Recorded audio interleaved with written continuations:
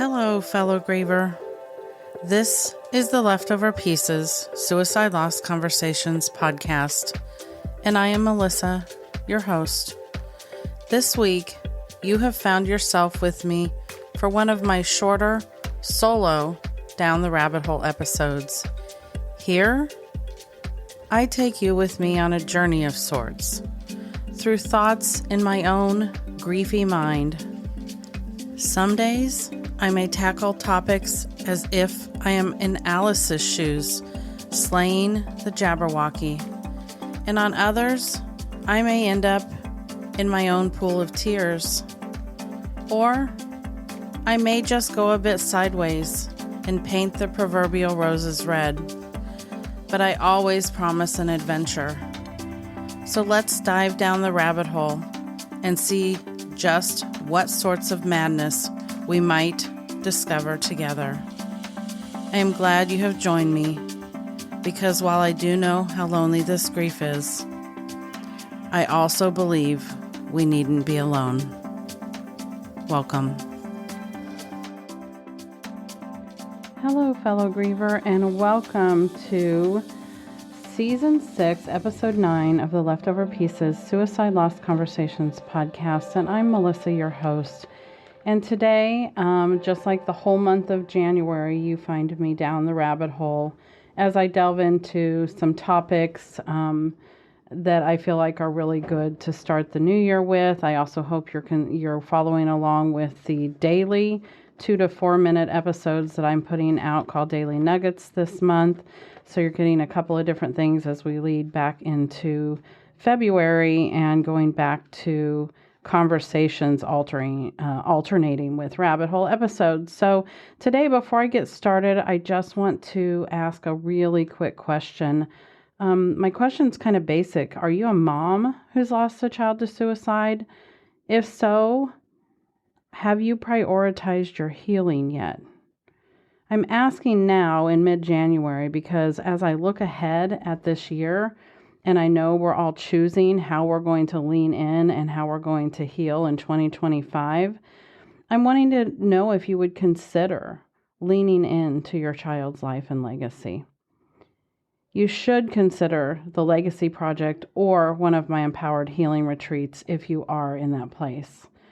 In my weekly email, I'm currently running a January-only special for both of these groups that are both intended for moms, but they both have limited seats available. This is the first time I'm officially putting it out there for everybody to hear about. And the words that I would put with both of these projects or experiences are transformational, healing, hope-giving. And I want you to just know that all you have to do is email me, and I will honor the same special that I'm offering in my weekly newsletters. Just reach out and email me. And remember, I always offer payment plans. So if healing is on your agenda this year, please reach out and let's connect if you're a mom. So now let's dive into today's episode and the topic for Down the Rabbit Hole today. So the title of today's episode is Finding New Year's Hope, Why It Feels Like a Chupacabra. So one of the things I found myself thinking about when I was asking this question is, why is hope such a precarious thing? It's all around us. And yet, often we can't seem to find it. Why is this? Especially after loss like this, hope seems to elude so many of us. We want something to happen. We want hope to show up. But that's the problem. It's in the wanting that's the issue for us, suicide loss grievers. Hope is not truly elusive or in hiding, but how do we get to the place that we want it enough that we can find it? And I hope you understood that.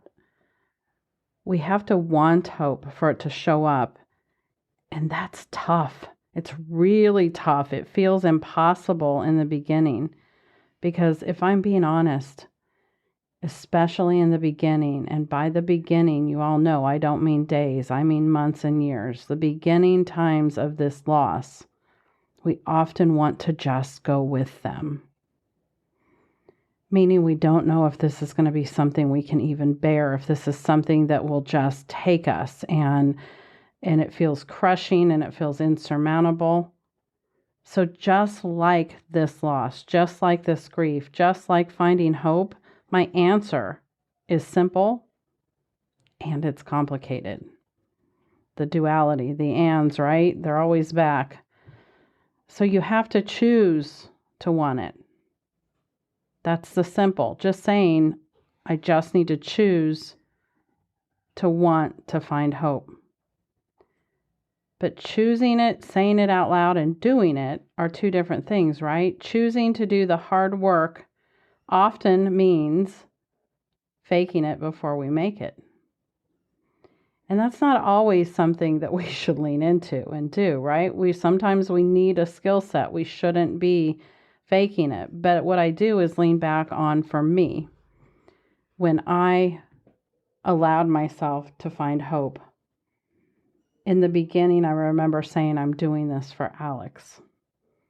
Not doing it for me because I no longer care about my life or my happiness. I thought all my chances of true joy and happiness and dreams and hopes were gone with him. So in the beginning, when I leaned a little bit in the direction of hope, I was doing it because I felt like my son's life deserved to be honored and remembered and amplified.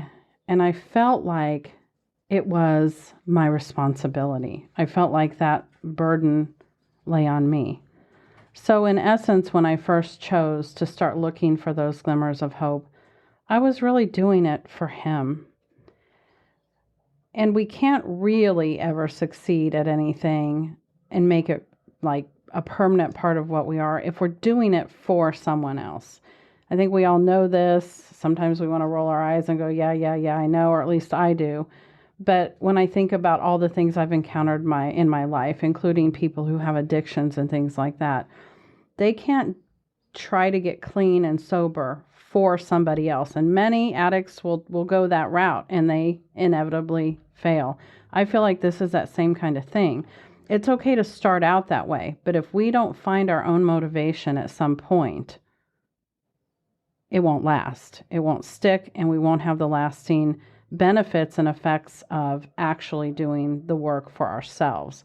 So the little glimmer of hope I have for you is that it did happen. That did happen for me.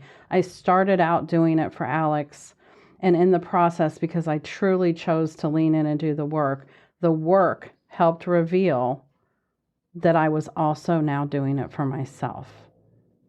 And so the magic is in the choosing and then the leaning in and doing the work. So why choose? Some people say, I feel like I deserve to sit in this place. I don't need to get better. I'm going to live the rest of my life this way, unhappy and hopeless, because it's just what it is. Right? So my answer to why choose is because they are worth it. Our loved one is worth it. Their life mattered. They matter to us still.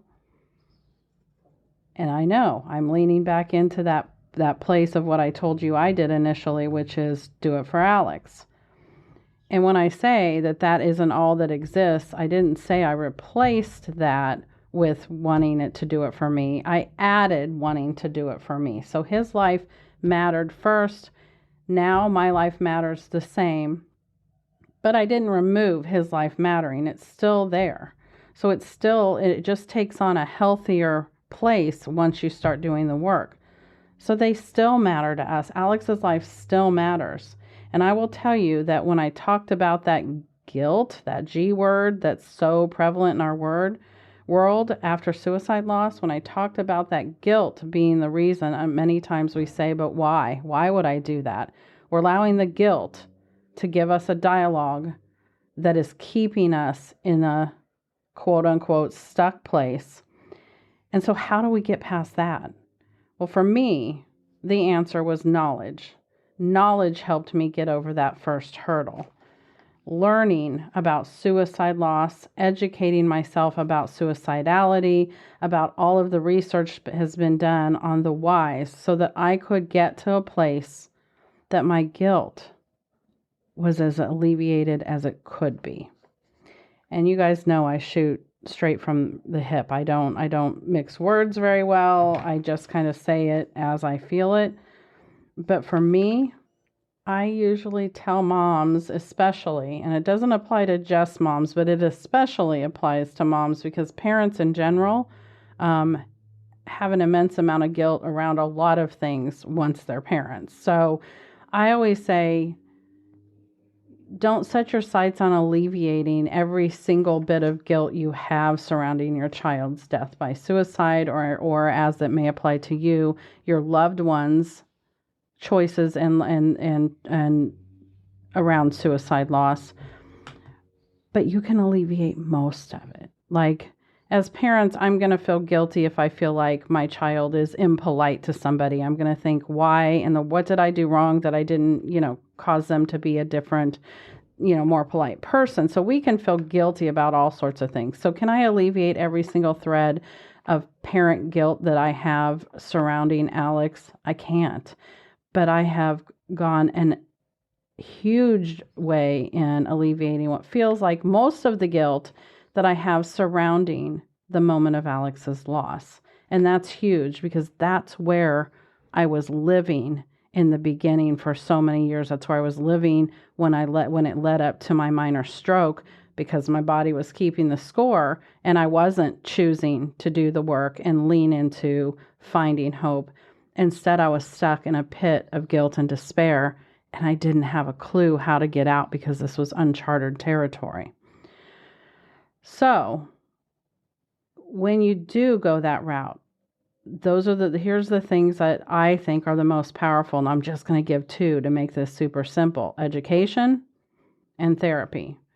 And I've kind of already said the education piece, right? Lean into all of the books and online resources and places that you can study about suicide and suicide loss, how it's affected other people, scientific research, whatever is the kind of thing that helps you start to wrap your mind around what happened. Why was this choice made? Was it a choice? Right? I mean, I'm at a place to know for the most part, suicide loss and choice are words that are hard to put together. That's what a lot of the stigma produces, is people think, well, they just made a choice. It's not that simple. When you're dealing with a mind that has either broken, has broken, because our mind that allows us to end our life is a mind that's broken. And you've heard me talk about acute mental illness and chronic mental illness. They are different, just like acute physical illnesses and chronic illnesses are different. Acute illnesses are things that can come and go. Think about colds, flus, viruses. Chronic illnesses like, Parkinson's, things that we're not going to necessarily get cured from, but we have to learn to manage. Even chronic pain, which I do think this is a form of chronic pain that we have to learn to live with. But, things like that are ongoing and not necessarily resolvable, but we can apply curative measures to them. Those are chronic issues. So mental health can be the same way. And I now know from all of the research and education that I've done that something broke in our loved one's mind in that moment, whether it was something that was from an ongoing issue or something that was more impulsive. They would not have in their right mind have chosen this most of the time. We can never speak in always, but most of the time, from the people I work with, for the hundreds of people I've spoken to over the last 4 years, this is true. So the education is out there to glean and to find, and then the therapy piece, and I use therapy because I don't want to necessarily tell you what's right for you. I'm not just talking about counseling, because counseling and talk therapy is absolutely valuable, especially early on when there are parts of your story that you need to talk through and get out and start to reckon with in your mind. So talk therapy is really important, and for many people in an ongoing fashion. Now, there's different places to find talk therapy. In my opinion, if you find a good support community, you may find a good counselor, therapist, psychotherapist, coach, psychiatrist. There's all sorts of levels of therapy you can find. And, I also talk about therapy in the way that one of the things that most trauma survivors have to do at some point is some form of reframing therapy, which works with our subconscious mind. So everything from NLP, which is one of the therapies I've done, brain spotting, EMDR. There's all sorts of therapies that work to reframe negative or ideas that are no longer serving us, and sometimes ideas that are harming us. They help us reframe those trauma activators and trauma responses so that we can respond emotionally and oftentimes physically in a different way to anything that would have previously been an activator. So those are the two things, in my opinion, that help that guilt piece the most, so that we can see our way through to at least want to start to look for hope. Hope. What is it, right? Hope is the thing that's going to light your way or light your path towards healing this trauma and learning all of the tricks and tools to rebuild your life and to learn to live alongside this grief successfully. So it kind of brings me to this place as I wrap up my thought process for today on why I'm so relentless. Like, there's 3 things that I'm relentless about. And if you've listened to me for a while, or if you spend time with me in any of the support communities that I have, you will know that I talk about resources, connected community, and legacy all the time. And I do that because it's what we need to heal and learn to move forward. These are the things that I have found over and over again that all suicide loss grievers need to start to move the needle towards rebuilding, towards finding joy, towards hope. There's lots of other things that we need. And many of us need very individual things based on who we are, our own baggage that we bring to this loss from our life, our own life experiences. But finding good, meaningful, helpful resources at the time of loss, I can't say that enough because those are the ones that are lacking so badly, and beyond, is important. That's why I have an extremely in-depth referral resource page on my website. Finding a community of connected individuals that can connect directly to your loss is something that I probably preach about maybe almost the most of these 3, because that's where I have seen the most transformation, the most healing, and the most needle moving is by seeing other grievers, spending time with grievers of their same loss. So what do I mean by that? If you're a sibling, seek out a suicide loss sibling support group. If you can't find one, consider starting one. I currently have one that has just increased to 2 times a month for siblings. If you didn't know, I offer a sibling support group. I do, under the Leftover Pieces. I do not lead it. I did not lose a sibling, and I believe that those spaces should be led by people who have experienced this loss and understand it. But my son and 2 other amazing ladies lead that group, and they now offer it twice a month. You can find that on my support page, as well as finding all of the spaces that I support moms. I do not support every loss under the Leftover Pieces as far as my groups, but I have lots of resources and places to point you if you are a spouse, if you are a friend, if you are another relative, if you are a father, because I work with mothers, because that's what I am, but I can help point you in a direction. So finding those resources.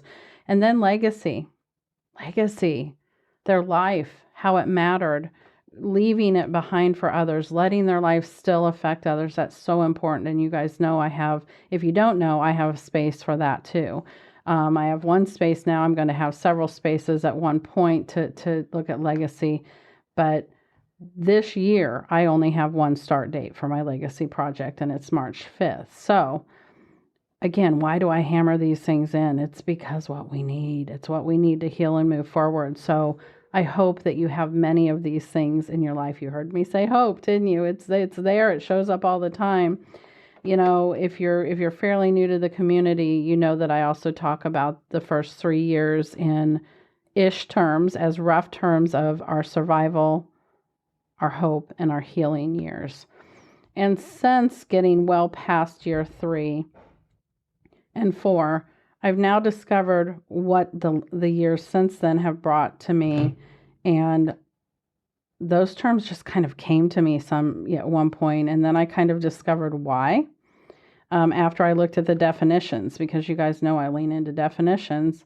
And so those terms that came to me one day were, after the healing, I evolved. So I looked at that as my evolutionary period. And then I kind of moved into this space of integration. So, and these are hugely hopeful for me as far as people that are listening and wondering, is this ever going to get better?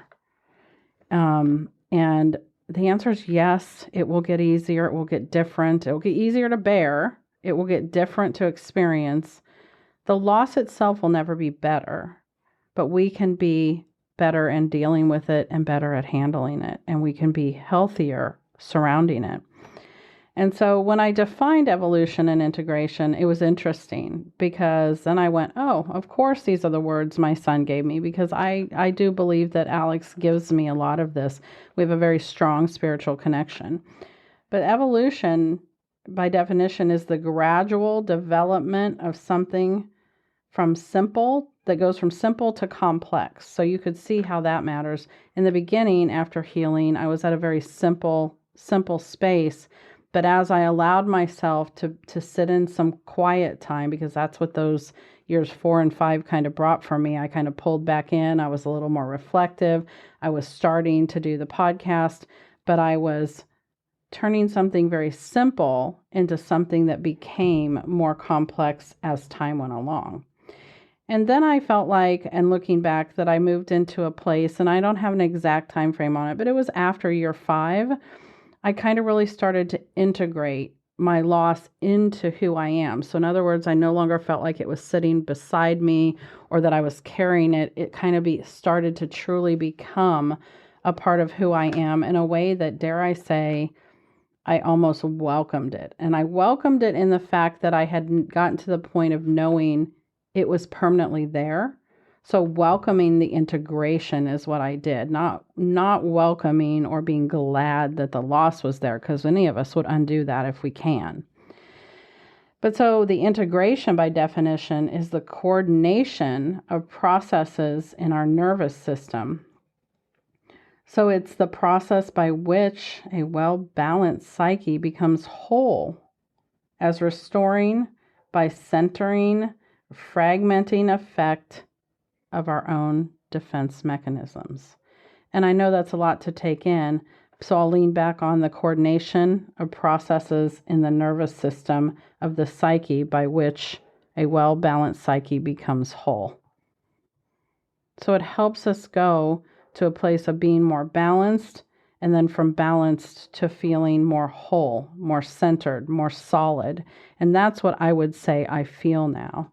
I feel all of those things, and I definitely have dreams, and I definitely have joy. So as I close out today, I hope that you will choose to lean into finding hope this year if you haven't.